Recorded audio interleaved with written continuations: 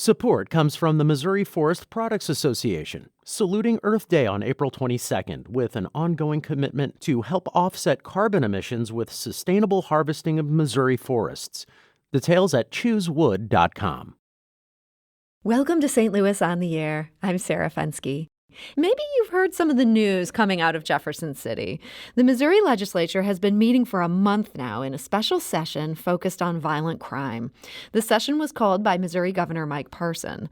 But the governor didn't necessarily get what he wanted right away. In fact, in one case, the Missouri House did just the opposite of his request. It's been a very busy special session with a lot of moving parts and even some breaking news this morning. And so it felt like high time to check in with St. Louis Public Radio's Jefferson City Statehouse reporter. That is, of course, Jaclyn Driscoll, and she joins us today. So, Jaclyn Driscoll, welcome to the show. Thanks for having me. So let's start with that breaking news. What happened just this morning within the Missouri Senate? So this has been a busy day so far in the Missouri Senate. Right now, they've passed a couple bills that already had final approval in the House, so those will go straight to the governor. Those bills at this time are House Bill 66. This creates a witness protection fund. There was some hang-up about this in the House, although the topic is generally has a lot of bipartisan support. There was no appropriation capability within this bill, so there's no real way to fund the program yet, but it does create the program. Well, so let me just interject here, Jaclyn. What's the point of that? They're creating a program but not designating funding for it. Is this program going to be able to do anything? Right. So the idea was that they needed to create the fund first and that there would be some time in between where people would need to access the resources. So it wasn't that big of a deal. That was the conversation we heard in the House, the fact that it wasn't funded yet. However, some people saying that this special session is just a way for Governor Parson to garner up support before the November election, use this as an opportunity to seize upon, saying, see, we're just doing things out in the open that don't really do much. The idea is that lawmakers will have to come back for a second special legislative session to actually fund this program. Oh, my. Okay, so this is headed to the governor's desk, but they're going to have to come back, take a second bite at the apple for this to do anything. Is the plan to also try to do that before the election this fall? The plan, I believe, right now is to do it during the veto session, to run concurrently with the veto session since the lawmakers will be back anyway. There is talk that they may just hold off until the session that begins in January. We don't really know yet. That'll be at the call of the governor. And Jaclyn, this might be a really stupid question, but what is the point of putting forward this bill the way that they've put it forward? Is there any reason that you would want to vote on something like this now, send it to the governor now, when they're going to have to come back anyway to get the funding for it? So it's a really good question. It's not a stupid question at all. A lot of us in the media have asked the same question. However, we heard from the bill sponsor that actually funding the program could go outside, technically, of the governor's call for the special session. So they may not have been able to actually do it anyway. It's kind of left up in the air, and we're just flying by the seat of our pants, following along what lawmakers do. So sort of a procedural thing there, that they may not have had the ability to do that part of it this time around. Right. Interesting. Okay, so that is now headed to the governor's desk, but no witnesses should get ready to get paid anytime soon. That is one thing that happened this morning. What else happened this morning? The big one for St. Louis, the residency requirements did pass. So this would remove the residency requirements for St. Louis police officers and other emergency responders. It allows them to live within a 1-hour response time. Again, this is important because a lot of St. Louis Democrats are saying this goes against local control. This goes to the voters in November. We should leave it up to voters to decide. However, we've heard from Mayor Lida Cruzan, we've heard from St. Louis Police Chief John Hayden that we need to do this now because their department, the police department, is down significantly, the number of officers that they have, and they need to be able to recruit officers to the department in order to properly staff. A way to kind of work around that, lawmakers in the Senate decided to include a 3-year sunset in the matter. So what that means is the legislature did approve this. So St. Louis residency requirements are lifted after the governor signs the bill. It still goes to the people on the ballot in November.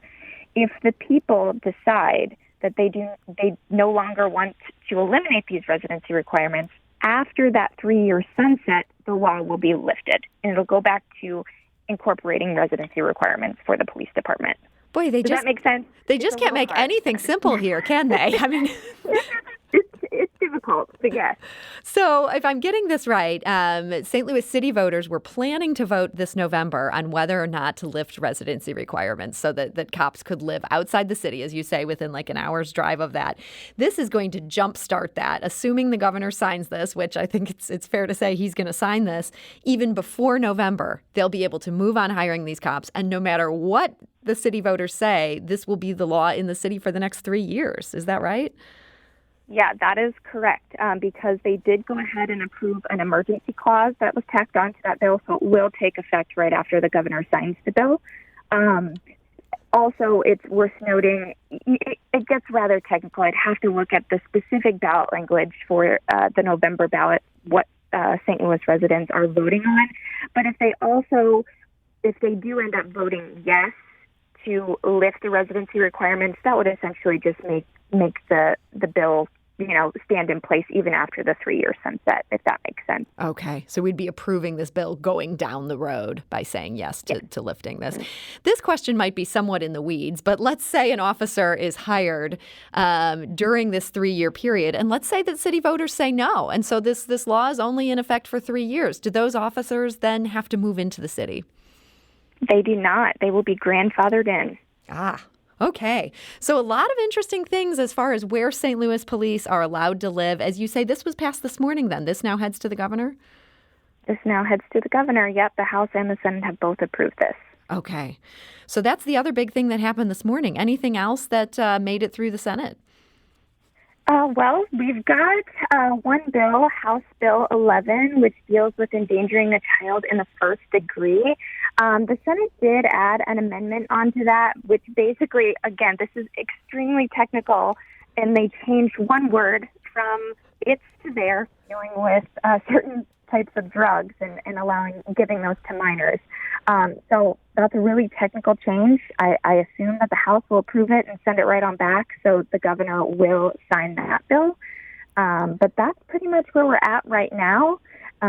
We also have House Bill 2, which deals with the admissibility of certain witness statements. The House was discussing this bill right before they stood at ease, just before I got on the phone to speak with you. Senator Bob Onder, during the discussion on this bill, offered an amendment regarding concurrent jurisdiction, which is also an important one for St. Louis City. This allows the Attorney General to come in to try murder charges in St. Louis, kind of working around the circuit attorney. Mm-hmm. So this was something that caused a lot of, this grabbed a lot of attention. Obviously, Circuit Attorney Kim Gardner was not happy with this. Not sure where things stand right now because, again, the Senate stood at ease, but that is a part of the discussion right now. And so I know that was part of what the governor had been asking for. There had been a lot of pushback on that, and there was thinking maybe there wasn't support for that. The fact that this is now showing up again in this House Bill 2, it's fair to say this isn't dead yet. I don't know if it's fair to say this isn't dead yet or if this is kind of a way to talk about it and the need for assistance in St. Louis. A lot of times you'll see senators and representatives standing up kind of, I don't want to say grandstanding, but making sure their points are heard. I don't know if the amendment will be accepted because some are saying that it goes beyond the scope of the bill, so it shouldn't be allowed to be added. However, we in the House, they did not take up this measure at all. And we heard from House Speaker Elijah Haar when he spoke to the media that was because there just wasn't enough support for this. So if, let's say it does make it through the Senate, there's still a major hurdle in the House. And this amendment, this is coming from Bob Onder. He's a Republican senator from the St. Charles area. He previously had a different amendment that wasn't successful that would have allowed the governor to remove the St. Louis circuit attorney for any number of reasons, including, I believe, incompetency was listed as one of them. It seems like he maybe has a real interest in trying to come after St. Louis circuit attorney Kim Gardner. I think that that's a fair assessment. Jason Rosenbaum and I did a politically speaking episode with him where you can go listen to that at length. And he does have some serious concerns about what's happening in St. Louis. He says there is a serious crime problem, which I think it's fair to say that everyone agrees with. But he is laying that at the feet of Circuit Attorney Kim Gardner. Now, this previous proposal to give concurrent jurisdiction to the Missouri Attorney General, this faced some real pushback from the Association of Prosecuting Attorneys, many of them Republicans throughout the state of Missouri. They came out unanimously against this. Do you think the governor was caught off guard by the fact that there was such opposition to this coming even from his own party? You know, we've spoken to the governor, those of us in the press, about this, and I don't know that I would characterize that he was caught off guard. I do believe he didn't totally expect as much pushback as he got, but I also believe he thought he would get some pushback on this, even from Republican senators and representatives within the chamber. However, he does say that he believes the press is mischaracterizing what this means, and it's not a political jab. It's just about getting murderers off the streets in St. Louis. Those were his words. So speaking of pushback, I think we'd be remiss if in talking about all these things going on at the special session, we didn't talk about one small part of this that ended up generating some national publicity, raised a lot of eyebrows here. And that is, if my understanding of this is correct, the governor had asked the legislature to increase penalties for people who give guns to juveniles. But the Missouri House ended up sort of going rogue on his request there. What happened there last week? Right. So the House basically took out language that would make it a misdemeanor for someone to give a gun to a child without parental consent. The idea behind that was some of the concerns that stemmed from rural representatives was, hey, what if, an aunt, an uncle, a grandparent wants to take a kid out shooting, target practice? Is that going to, are they going to be charged with a crime? So the House scrapped that language altogether, which, obviously we saw could have some serious repercussions with no parental consent needed to give a child a gun. However, in the Senate committee yesterday, the Senate cleared that up. They reinstituted that language. They added that onto the bill, and that is going to be moved through the Senate today, which means that will head back to the House with that language back in. And the representative, the bill sponsor, Representative Nick Schroer, says that he believes the House will support that because there were some unintended consequences about removing that language. He actually said in the Senate committee yesterday, in hindsight, he believes that there was a better way to address those concerns. That was very interesting. As a parent, I certainly could see how what maybe had some good intentions could end up being used in ways that the parents would have been very upset about. Did anyone point to any cases of grandparents or other family members who'd faced charges for this? There was a problem here that needed to be cleared up. No, because if you looked closely at the language, it laid out that this had to be done with reckless intent, which I don't believe that any family member would have a reckless intent to give a child a gun. I mean, again, when I covered the Statehouse in Illinois, it's very similar to covering the Statehouse in Missouri. Rural and urban areas look at firearms in a totally different light. When you say gun in Chicago or St. Louis, it's totally different than when you talk about guns in rural Missouri or rural Illinois. So this piece of legislation, I think, is particularly unique and needs to get some, further input from both the rural and urban representatives to make sure they're taking care of any unintended consequences. Okay. Well, there's a whole lot that is moving forward here. And as you say, there's this one bill, this House Bill 2, they're going to be back to discussing later today. Anything left on the agenda for this special session that we haven't yet discussed? Oh, gosh, I hope not, Sarah. I think that's all. So this could be the end here.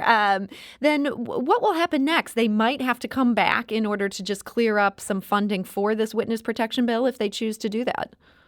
Right. So the House will definitely have to come back. We already know that on at least two of the bills that are moving through the Senate. They will have to come back to clear up that language to approve the amendments that the Senate did add.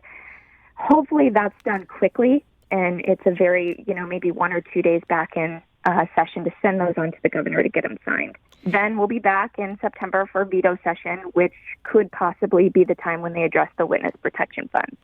Okay.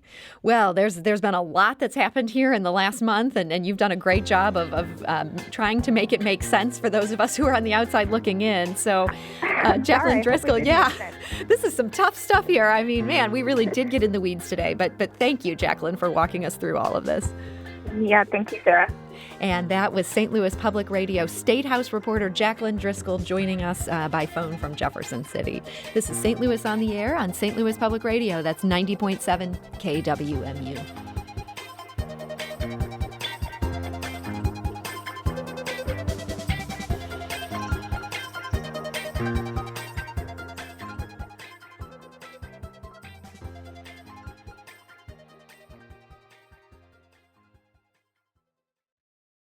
Support comes from the Missouri Forest Products Association, saluting Earth Day on April 22nd with an ongoing commitment to help offset carbon emissions with sustainable harvesting of Missouri forests.